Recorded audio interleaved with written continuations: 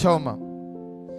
ప్రేమ ప్రేమ అనేక పాపములను కప్పును. చూడండి, స్పెషల్ గా ఇన్ని ఫలాలు ఉన్నాయి, కానీ ఒక ఫలము గురించి చెప్తుండు.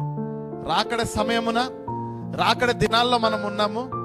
ఈజీ అయినది, మన త్వరగా దేవుని వైపు నడిపించేది ఏంటంటే తెలుసా?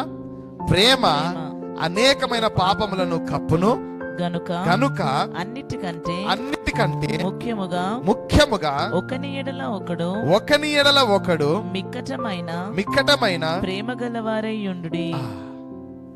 ఆత్మీయ ఫలాల్లో మొదటి ఫలం ఏముంది సార్? ప్రేమ. అవునా? ఈజీయా కాదా చెప్పాలి? ఇక్కడ సింపుల్ గా నేను చెప్పింది ఏందా సార్? ఒకని ఎడల ఎలా ఉండాలంట? మికటమైన ప్రేమ కలిగి ఉండుడి అని ఉన్నది ఇక్కడ. మన గుండెమేసి చేసుకుంటే మనకు నచ్చిన వాడితో మనం ప్రేమతో ఉంటాం, కానీ మనం నచ్చిన వాడితో అసలు ఉండనే ఉండం. ఓకే అయ్యా, ఎప్పటికైనా వాడిని ప్రేమించనయ్యా, ఎప్పుడైనా సరే వాడు నాకు ఆడు శత్రువే నాకు అని అనుకుంటే మాత్రం ఆత్మీయ ఫలాలు ఒక ఫలము ఎన్నటికీ కాయదు. కానీ బైబిల్ అన్నిటికంటే ముఖ్యమైనది, ప్రాధాన్యం చెప్పింది ఏంటంటే ప్రేమ అనే ఫలమే. హల్లెలూయా. బహుమానాలు ఏంటి?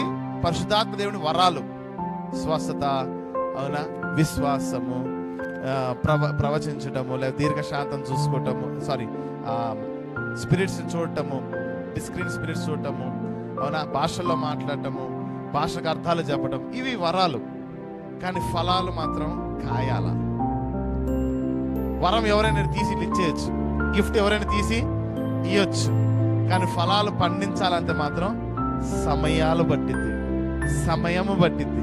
హల్లెలూయా. కానీ ఈజీది, కష్టమైంది ఏంటి తెలుసా? చెప్పట్లేదండి, ప్రేమ. దేవుని ప్రేమ పక్కన వాడిని నువ్వు ప్రేమించాలి. ఇది సాతాను ఏం చేస్తుంది? ఎంత కష్టమైతే అంటే నేను పక్కన ద్వేషించడానికి ప్రయత్నం చేస్తుంది. చోమ.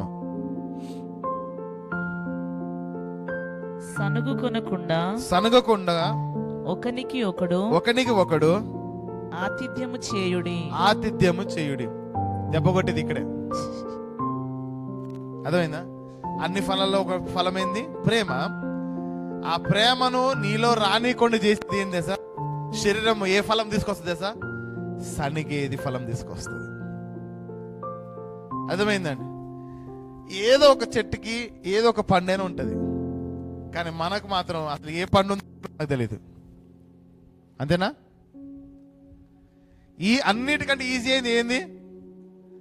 ప్రేమనే. కానీ అన్నిటికన్నా కష్టమైంది ఏంది? ప్రేమనే. నువ్వు 10 నిమిషాలు ప్రేమ చూపిస్తావు, వాడికి ఏదైనా వ్యతిరేకం చేస్తే మాత్రం అంతకంటే దారుణంగానే వేసేస్తావు. మొత్తం ఆయన ఏకంగా సంపేత భూమి మీద లేకుండా, ఆయన కాళ్ళు లేకుండా చేసేస్తాం అని అంతవరకు ఊహించేసుకుంటాం. వీడు చచ్చిపోతే బాగుండేటట్టు వాయికి వెళ్ళిపోతాం మనం. కానీ ఒక మాట గుర్తుపెట్టుకోండి, మనలో పరిశుద్ధాత్మ దేవుడు ఉన్నాడు. మనం పరిశుద్ధాత్మ మార్గంలో నడవాలా. మొదటి ఫలము ఏదైనా కాయేది ఉందంటే ప్రేమ. ఆ ప్రేమ ఎలా స్టార్ట్ చేయాలంటే, ఎలా మనలో ఫలం రావాలి అంటే పక్కన వారిని ప్రేమించడం మొదలు పెట్టాలా. హల్లెలూయా.